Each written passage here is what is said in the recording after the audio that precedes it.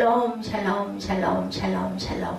하나님 사랑합니다. 여러분 주 안에서 사랑합니다. 오늘 베드로전서 4장 말씀의 14절이죠. 너희가 그리스도의 이름으로 치욕을 당하면 복이 있는 자로다.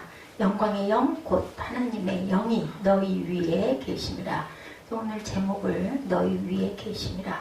God rest on you. 이렇게 제가 잡았습니다.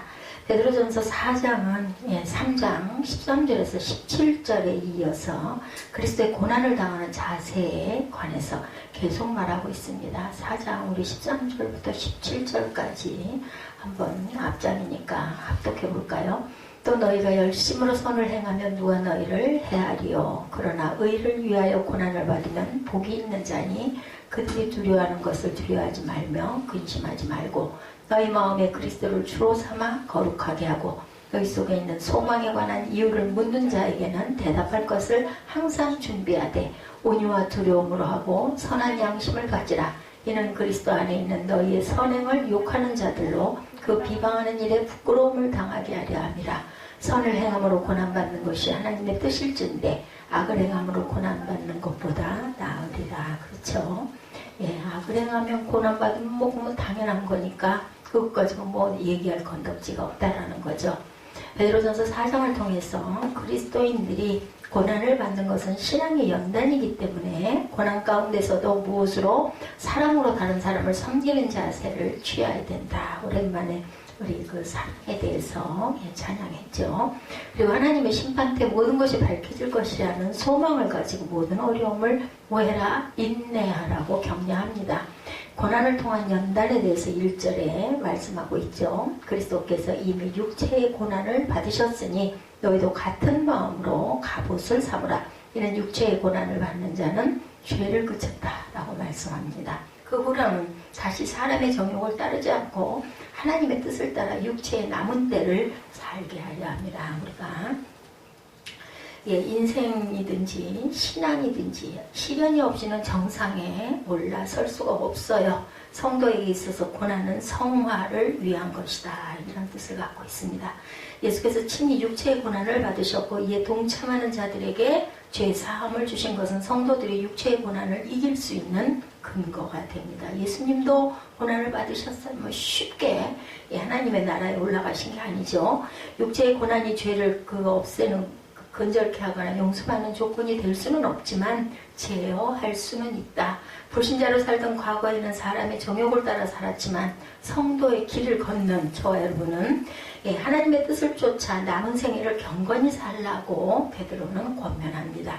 육체로 죽음을 당하셨어요. 예수도요. 베드로전서 3장 18절 오늘 전장의 말씀이죠. 그리스도께서도 단번에 죄를 위하여 죽으사 의인으로서의 불의한 자를 대신하셨으니 이는 우리를 하나님 앞으로 인도하려 하심이라. 육체로는 죽임을 당하시고 영으로는 살리심을 받으셨습니다. 우리도 마찬가지죠. 죄가 우리를 절대로 주관하지 못한다. 로마서 6장 14절입니다.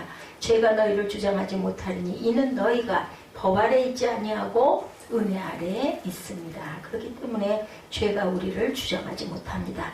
세상 속에 있는 그리스도인에 대해서 2절 3절에 말씀합니다. 그 후로는 다시 사람의 정욕을 따르지 않고 하나님의 뜻을 따라 육체의 남은 때를 살게 하려 함이라.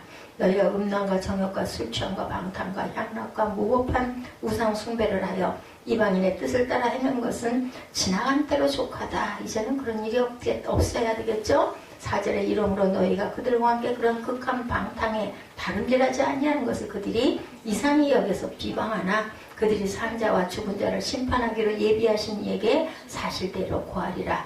이를 위하여 죽은 자들에게도 복음이 전파되었으니 이는 육체로는 사람으로 심판을 받으나 영으로는 하나님을 따라 살게 하려 합니다. 죽은 자도 이런 심판을 받습니다. 그리고 죽은 자들에게도 복음이 전파된다. 이렇게 증거하고 있네요. 세상에 뿌리를 내리지 못하고 있는 사람들은 근본적으로 악한 자고 사단의 지배 아래 있기 때문에 합당치 못한 일, 하나님을 대적하는 일을 서슴없이 행하게 됩니다. 이방인의 무절제한 생활을 하는 것은 지나간 때로 이제 족하고 세상의 방탕자들은 항시 벗을 구하며 죄인들은 공범을 찾죠. 그들은 그리스도 안에서 새로운 삶을 살아가는 성도들을 비방하고 핍박하게 마련입니다. 성도들은 방탕자들로부터 던져지는 온갖 중상과 비방을 상대하지 말고 인내로 감내하여야 한다. 육체의 일이다. 갈라디아서 5장 19절입니다. 육체의 일은 분명하니 곧 음행과 더러운 것과 호색과 20절이죠. 우상술 숭배와 주술과 원수 맺는 것과 분쟁과 시기와 분냄과 담지는 것과 분열함과 이단과 21절 투기와 술취함과 방탕함과 또 그와 같은 것들이라. 전에 너에게 경계한 것 같이 경계하노니 이런 일을 하는 자들은 하나님의 나라를 유업으로 받지 못할 것이오 합니다. 이방인 중에도 행실을 선하게 가져야 된다. 예, 베드로전서 2장 12절이죠. 너희가 이방인 중에서 행실을 선하게 가져 너희를 악행한다고 비방하는 자들로 하여금 너희 선한 일을 보고 오시는 날에 하나님께 영광을 돌리게 하려 함이라 말씀합니다. 복음과 생명에 대해서 6절에 나타나죠. 이를 위하여 죽은 자들에게도 복음이 전폐되었다. 산자와 죽은 자를 심판하기로 예비하신 이에게 사실대로 고했을 때 이는 육체로는 사람을 심판을 받으나 영으로는 하나님을 따라 살게 하려 합니다. 7절에 만물의 마지막에 가까웠으니 그러므로 너희는 정신을 차리고 근신하여 기도하라. 무엇보다 뜨겁게 서로 사랑할지니 사랑은 허다한 죄를 덮느니라. 그리고 나서 이제 9절부터는 대접하기를 원망 없이 하고 은사를 받은 대로 하나님의 여러 가지 은혜를 맡은 선한 청지기 같이 서로 봉사하라. 이제 봉사에도 이렇게 각각에게 주시는 은사가 따로 있다라고 말씀하죠. 그래서 몸은 죄로 인해서 죽을 수밖에 없지만 영은 복음이 제공하는 생명력으로 하나님과 더불어 영원히 살 수가 있다. 이처럼 복음은 육체의 죽음에 이른 자들에게 영원한 생명을 제공하는 능력을 갖게 합니다. 요한일서 3장 14절에도 같은 말씀을 하고 있습니다. 모든 이에게 생명을 주는 복음의 위대성은 굉장히 위력이 큽니다. 복음의 죽은 자들에게까지 생명을 주는 목적은 바로 영으로는 하나님처럼 살게 하는 데 있죠. 복음은 영생을 약속하게 인간에게 있어 가장 소중한 것입니다. 영은 의를 인하여 산다. 로마서 8장 10절이죠. 곧 그리스도께서 너희 안에 계시면 몸은 죄로 말미암아 죽은 것이나 영은 의로 말미암아 살아있는 것이다. 이렇게 증거합니다. 로마서에 참 사랑의 말씀들이 많아요. 영생의 소망을 따라 후사가 되게 하셨다. 디도서 3장 7절이죠. 우리로 그의 은혜를 힘입어 의롭다 하심을 얻어 영생의 소망을 따라 상속자가 되게 하려 하셨다라고 디도에게 고백합니다. 마지막 때의 교훈에 대해서 7절에서 제가 읽었죠. 만물을 마지막에 가까이 왔으니 그러므로 너희는 정신을 차리고 근신하고 기도하라. 베드로는 성도들에게 마지막 때가 가까웠으니까 이제 정신 차리고 근신하여 기도해라. 우리가 할 수 있는 거는 없어요. 아무것도. 기도밖에. 지금 우리가 굉장히 여러 가지 좀 안타까운 지경에 놓여 있어요. 우리가 할 수 있는 게 없어요. 사람의 힘으로 안 되는 건 기도할 수밖에 없습니다. 만물의 마지막이란 구체적으로 세상의 종말, 또 하나의 종말이 있죠. 나의 종말. 그죠? 우리가 알 수가 없습니다. 세상의 종말도 여러 가지 징조로 인해서 조금 느끼기는 하지만 그게 언제 어떻게 일어날지 몰라요. 우리의 종말도 마찬가지입니다. 작은 종말이죠. 나에게서 끝나는. 내가 마지막에 어떻게 될지 죽은 다음에는 뭐 알 수가 없어. 하나님께서 우리의 영을 인도하시기를 우리가 바라고 열심히 예배하고 찬양하고 우리 마음에 거룩을 심으면서 갈 뿐입니다. 말세를 당한 성도들은 자신의 신앙, 지참으로 정신을 차릴 뿐만 아니라 근신의 삶을 사는데 주력해야 되겠다. 매사에 자제력을 갖고 진지하고 분별력 있는 것도 중요하지만 이 모든 것을 견고하게 하는 것은 바로 기도예요. 따라서 기도에도 우리가 힘써야 되겠다. 그리스도께서 나라를 아버지 하나님께 바칠 때다. 고린도전서 15장 24절입니다. 후에는 마지막이니 그 후에는 마지막이니 그가 모든 통치와 모든 권세와 능력을 멸하시고 나라를 아버지 하나님께 바칠 때라. 이렇게 말씀합니다. 자지 말고 깨어있으라 그러죠. 데살로니가전서 5장 6절이죠. 그러면 우리는 다른 이들과 같이 자지 말고 오직 깨어 정신을 차릴지라 말씀합니다. 적극적으로 계명을 실천해야 되겠죠. 8절에 뜨겁게 사랑하라는 거죠. 마지막 때를 살아가는 성도들은 열심으로 서로 사랑하고 대접하며 선한 청지기와 같이 서로 봉사해야 되겠다. 하나님께서 주신 은사에 따라, 그죠? 어떤 봉사냐는 하나님께서 우리에게 주신 어떤 목사님네 가족은 자신의 아이들이 넷이나 되는데도 입양을 2~3명씩 해서 기릅니다. 그 얘기를 잠깐 하면서 나는 절대 그거 못한다고 그랬어요. 근데 그런 걸 또 그렇게 잘하시는 분들이 계세요. 이렇게 은사는 하나님께서 주시는 마음이어야지 할 수 있죠. 억지로는 할 수가 없죠. 미움은 다툼을 일으켜도 사랑은 모든 허물을 가려줍니다. 잠언 10장 그리고 12절에 야고보서 5장 20절에도 같은 말씀을 하고 있습니다. 그리고 서로 대접한다는 건 서로 사랑한다는 것의 구체적인 방법이기도 하죠. 사랑하는 사람에게 더 극진하게 대접하죠. 그래서 우리가 식당에 가면은 돈을 내고 밥을 먹기 때문에 그것은 먹을 수 있는 거지만 집에서 엄마가 해주시는 집밥이라고 그러죠. 요즘엔 그 집밥이 또 굉장히 아주 소중하게 생각들을 많이 해요. 엄마들이 만들어주는 밥 그렇게 그 식당에서 먹는 것처럼 인류 레스토랑 음식처럼 예쁘거나 아주 그림 같아서 먹기도 아까울 만큼 요즘에 굉장히 유행하는 그 셰프들 얘기 많이 하죠. 정말 예쁘게 작품처럼 만들어주는 그런 모습은 아니에요. 엄마들이 만들어주는 거는 어떻게 보면은 막 좋다는 건 다 넣어가지고 그죠? 너무 탁할 수도 있어요. 그래도 자식을 사랑하는 아니면 배우자를 사랑하는 그 마음으로 음식을 만들기 때문에 그 손맛이 난다고 그러죠. 정성껏 손으로 잘 이렇게 만들어서 주는 그런 음식. 그래서 사랑이 많이 담긴 음식일수록 그렇게 달달하는 이야기를 합니다. 그리스도인은 자신이 하나님께 받은 은사를 하나님의 영광을 위해서 그리고 교회를 위해서 하나님의 뜻대로 사용이 되어야 돼요. 그래서 절대로 억지로 해서 될 일은 아닙니다. 잠깐은 합니다. 근데 계속해서 끊임없이 갈 수가 없죠. 청지기는 그 은사를 사유화해서는 안 되고 주인의 뜻대로 주인의 의를 위해서 사용해야 합니다. 그러므로 성도들은 무슨 일을 하든지 주님의 뜻대로 충성하고 그것으로 자랑할 것이 아니에요. 하나님께서 주시는 은혜이기 때문에 인애와 성심으로 대접해라. 창세기 47장 29절입니다.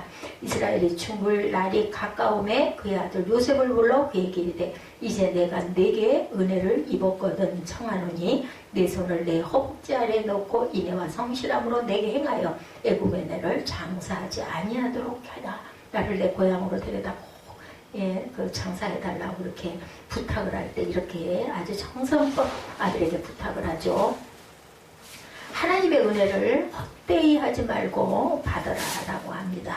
우리가 하나님과 함께 일하는 자로서 너희를 권하노니 하나님의 은혜를 헛되이 받지 말아라.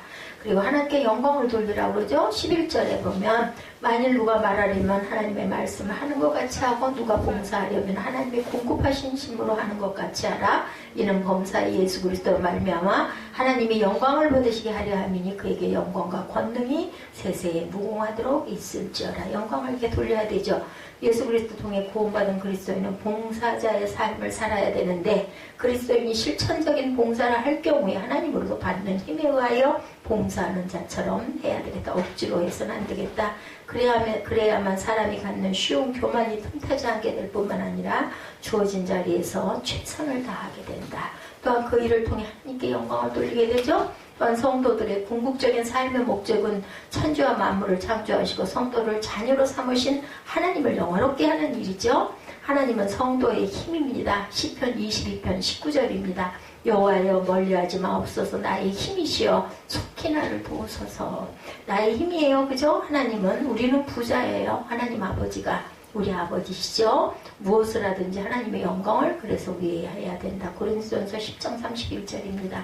그런데 너희가 먹든지 마시든지 무엇을 하든지 다 하나님의 영광을 위하여 하라.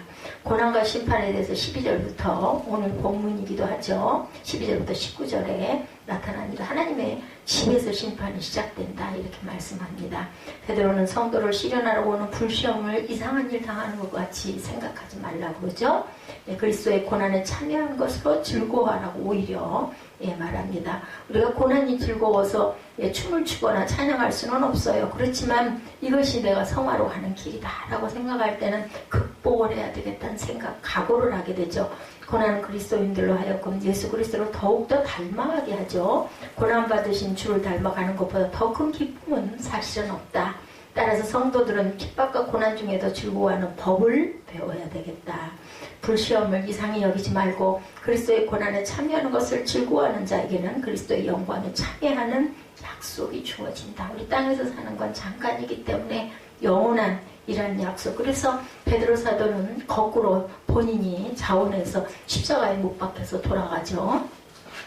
환난 중에도 우리는 즐거워해야 합니다. 로마서 5장 3절입니다. 다만 이뿐 아니라 우리가 환난 중에도 즐거워하나니 환난은 인내를, 인내는 연단은 소망을 이루는 줄 알미로다. 하늘에서 상이 크다고 그러죠. 마태복음 5장 12절에 기뻐하고 즐거워하라. 하늘에서 너희의 상이 큽니다. 너희 전에 있던 선지자들도 이같이 박해를 받았느니라. 그래요. 사람들이 이런 얘기하면 뭐 죽으면 그만인걸. 여기서 편해야지. 그거 문제 그런 일이 있을지 없을지 어떻게 알고 그걸 뭘 좋아하고 기뻐하고 맨날 희생봉사를 하고 사냐 이렇게들 얘기합니다. 그건 이제 본인의 선택이에요. 성도 받는 고난의 뜻에 대해서 13, 14절에 말합니다. 오히려 너가 그리스도의 고난에 참여하는 것으로 즐거워하라. 이는 그의 영광을 나타내실 때 너희로 즐거워하고 기뻐하게 하려 함이라. 14절 너희가 그리스도의 이름으로 치욕을 당하면 복이 있는 자로다. 영광의 영 곧 하나님의 영이 너희 위에 계십니다. 오늘 제목이죠. 하나님의 영이 너희 위에 계신다. 너무 길어서 그냥 너희와 함께 하신다 이렇게 잘랐습니다. 고난은 하나님의 영이 함께하는 증거이죠. 그러나 만일 성도들이 개인적이나 사회적인 범죄의 결과로 고난을 받는다면 그것은 죄의 대가예요. 그렇기 때문에 고난과는 아무런 상관이 없습니다. 15절에 말하죠. 누구든지 살인이나 도둑질이나 악행이나 남의 일을 간섭하는 자로 고난을 받지 말려니와 만일 그리스도인으로 고난을 받으면 부끄러워하지 말고 도리어 그 이름으로 하나님께 영광을 돌리라. 하나님의 집에서 심판을 시작할 때가 되었나니 만일 우리에게 먼저 하면 하나님의 복음을 순종하지 아니하는 자들의 그 마지막은 어떠하며 또 의인은 경우 의인이 겨우 구원을 받으면 경건하지 아니한 자인 죄인은 어디에 서겠느냐. 그러므로 하나님의 뜻대로 고난을 받는 자들은 또한 선을 행하는 가운데 그 영혼을 미쁘신 창조주께 의탁하라고 말씀합니다.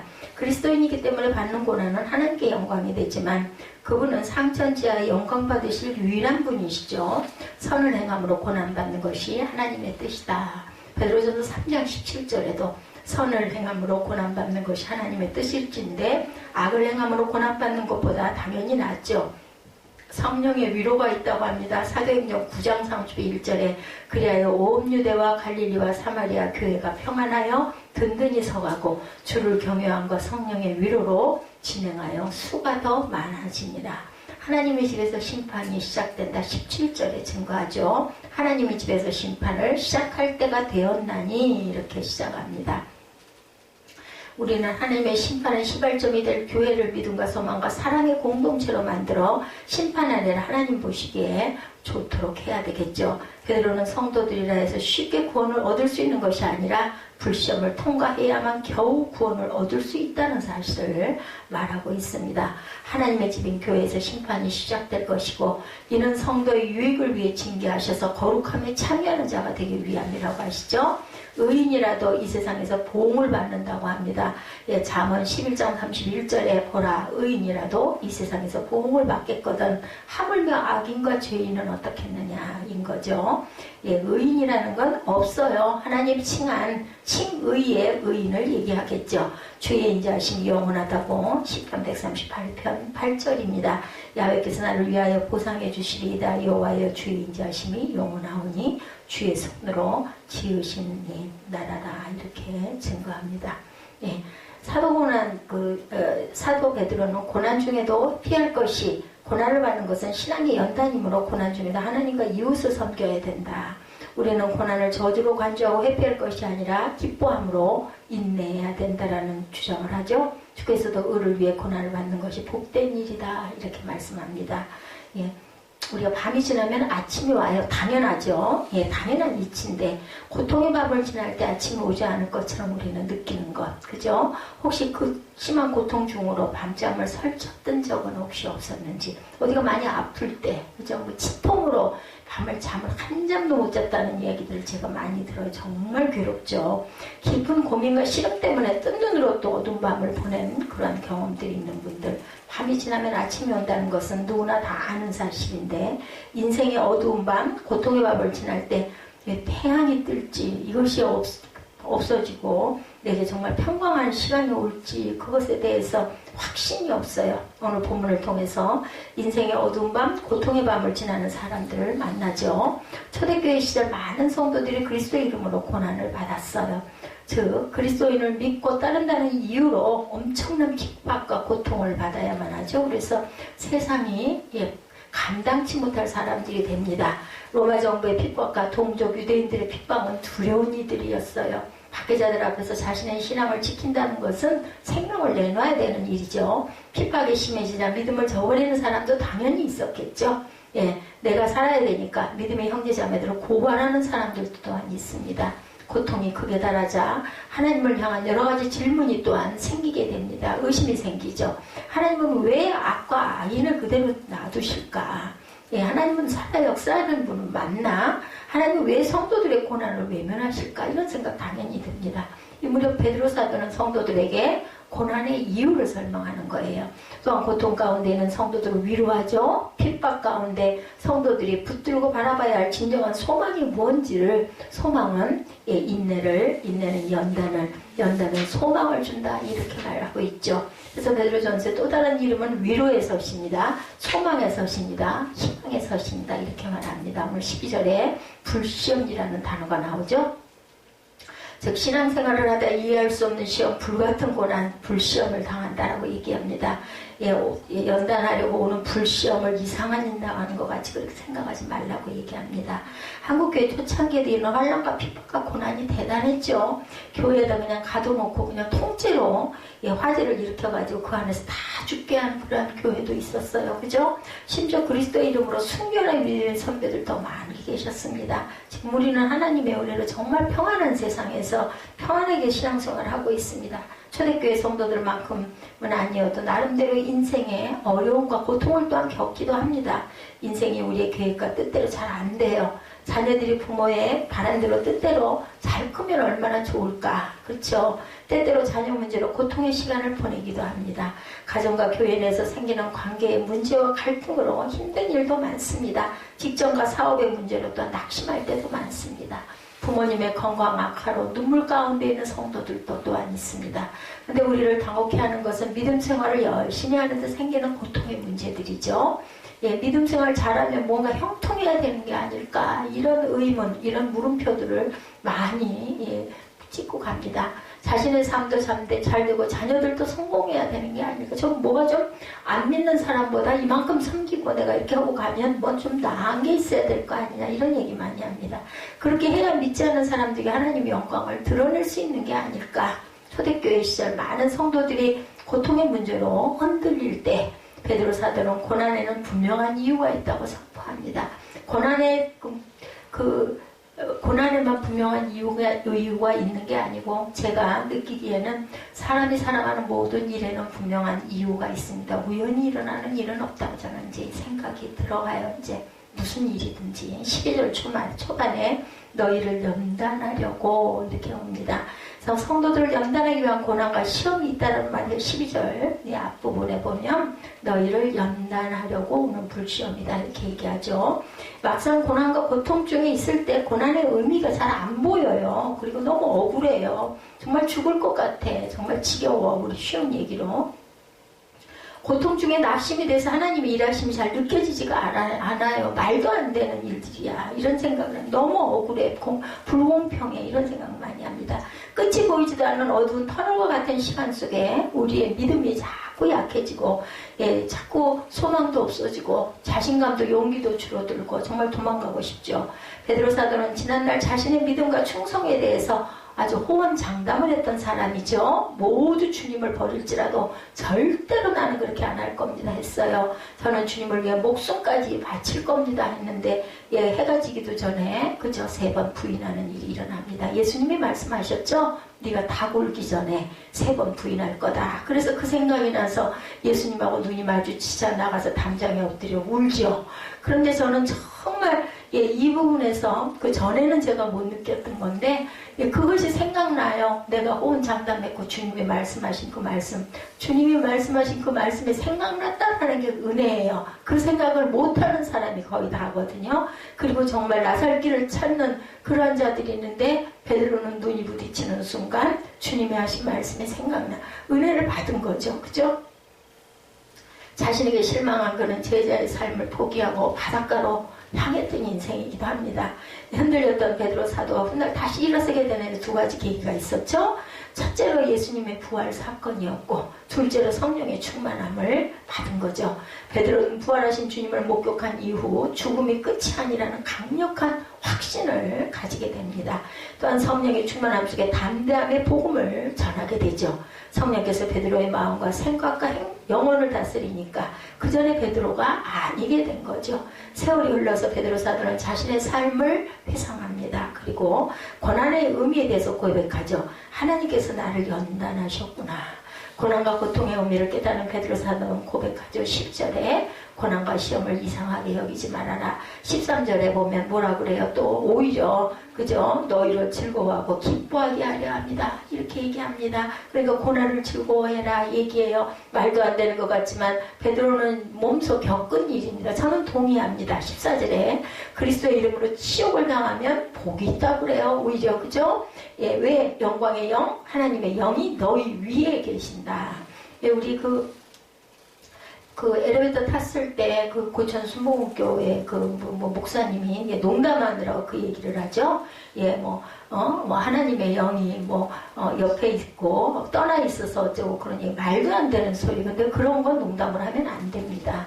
예, 고난을 그분이 이상할 정도로 저를 굉장히 약간 디스하는 그런 부분이 있어요. 인사도 저한테 안 하고 선수사님한테 인사하면서 여기는 그만두고 이런 얘기. 그 시험 들 수 있거든요. 근데 저는 그냥 속으로 그럽니다.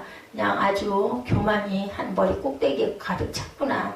네가 나를 그렇게 무시하는 투로 그렇게 해봤댔자 하나님이 나를 보고 계시니까 이제 그런 건 좀 끄떡도 안 해요. 그리고 또 그분이 그렇게 악한 마음으로 나쁜 의도로 그러시는 양반이 아니니까 이기는 한데 그 유독 저한테만 그러시더라고요. 그분이. 베드로 사도는 어떻게 이런 고백을 할 수 있었을까? 성도들의 고난과 시험 중에 즐거워하고 기뻐할 수 있는 이유는 14절 후반절이죠. 영광의 영, 곧 하나님의 영이 너희 위에 계심이라는 게 이 말을 좀 바꾸고 싶어요. 너희 안에 계십니다. 우리 안에 항상 계시죠. 저는 그걸 아주 강력하게 느낍니다. 하나님의 영이 내 안에 계셔서 저를 위로하기도 하시고 가끔은 혼자서 남들이 보면 이상하다고 그럴까 혼자 많이 울어요. 지금도 마음에서 자꾸 이렇게 북받쳐 올라오는데 이거는 아픈 거나 슬픈 눈물이 아니 감동의 눈물이 그냥 읽기만 해도 이렇습니다. 제가 아마 하나님께 갈 날이 가까워서 그런 것 같습니다. 성도가 누릴 수 있는 최고의 영광과 상급은 영광의 영, 하나님의 영이 나와 함께 하십니다. 우리가 신앙생활하면서 어떤 영광과 상급을 기대할까? 자녀가 잘 되는 것일 수도 있죠. 내가 하는 일이 성공하고 사람들에게 인정받는 것 이런 것들도 필요하지만 지금은 이제는 저는 하나님이 나를 아시는 것 그것처럼 감동이 없습니다. 그것처럼 기쁨이 없습니다. 저는 정말 인생을 살아오기를 정말 애처럼 너무나 내 마음 같이 사람을 너무나 잘 믿고 이렇게 살아왔는데 하나님께서는 아마 그 모습을 보시지 않았을까. 어린아이와 같은, 근데 제가 그 찬양을 좋아합니다. 어린아이와 같은 그런 그 신앙을 제가 그저께 바울 전도사님한테도 얘기를 했지만 그냥 머리를 쓰고 그냥 뭔가 이렇게 막 자기 그 지혜를 믿고 이렇게 하려고 하는 사람은 하나님이 아세요. 근데 그렇지 않고 애같이 남이 보기엔 조금 좀 너무 어리석어 이런 생각이 들든지 말든지 이런 마음을 갖고 있는 그러한 영혼을 하나님은 사랑하시는구나. 그래서 어떨 때는 정말 애같이 굴 때 하나님 앞에 있는 그대로 순수하게 볼 때 하나님께서 그 마음을 받으시는구나. 저한테는 딱 그거 한 가지밖에 없었던 것 같아. 인생 자체로는 엄청난 실패를 많이 했어요. 그죠? 예. 굉장히 좀 어리석은 삶을 많이 살아왔지만 하나님이 그 안에 중심을 보셔서 지금도 이렇게 이 나이 들고 건강도 약한 저를 혼자 있는 저를 그렇게 위로하시는 그 영. 하나님의 그 위로가 없으면 제가 서 있을 수가 없겠죠. 그죠? 환난과 핍박 중에 영광의 영고 하나님의 영이 베드로를 즐겁게 하고 기쁘게 했던 것처럼 지금도 오늘도 저와 여러분에게 이런 기쁨을 주십니다. 인생의 어둠 속에 영광의 영, 하나님의 영의 참된 복임을 우리가 깨닫게 이렇게 해주시는 은혜. 베드로는 이 사실을 너무도 강력하게 체험했기 때문에 외치죠. 불시험 당하는 일을 이상한 일 당하는 것 같이 여기지 말아라. 저도 그럴 것 같아요. 너무 고통스러워서 그냥 시험을 당하지도 못하고 그 자리에서 기절을 해서 죽을지는 모르겠지만 그래도 기뻐하면서 갈 것 같아요. 그 마음이 얼마나, 그 은혜가 얼마나 복된 건지. 그리스도의 고난에 참여하는 것을 즐거워해라. 그리스도의 이름으로 지옥을 당하는 것은 복 있는 자라고 이렇게 담대하게 외칩니다. 오늘을 사랑하는 하나님의 자녀들 중에 이런 분들이, 저 같은 분들이 많이 계실 거예요. 그러면서 또 저처럼 눈물을 흘리고 마는 게 아니라 엄청나게 하나님의 은혜로 많은 일들을 감당하죠. 주님을 너무도 사랑하는데 이해할 수 없는 불같은 시험이 있다는 거죠. 그리스도의 이름 때문에 고통과 지옥 가운데 있다는 겁니다. 그런 성도들에게 하나님께서 베드로를 통해 주시는 위로의 말씀이 16절이죠. 만일 그리스도인으로 고난을 받으면 부끄러워하지 말고 도리어 그 이름으로 하나님께 영광을 돌려라. 16절 초반에 만일 그리스도인으로 고난을 받으면, 즉 베드로 사도는 성도들에게 이런 질문과 대답을 하죠. 그리스도 때문에 고난 중에 있느냐? 왜냐하면 그 시절에 너무나 그런 핍박, 예수 믿는 것 때문에 핍박을 많이 받았기 때문에 이런 말을 강조를 한 거예요. 그렇다면 그 사람은 진정한 그리스도인이다. 그 사람은 그리스도께 속한 사람이다. 그리스도의 이름으로 당하는 고난과 고통이 있을 때 즐거워하고 기뻐해라.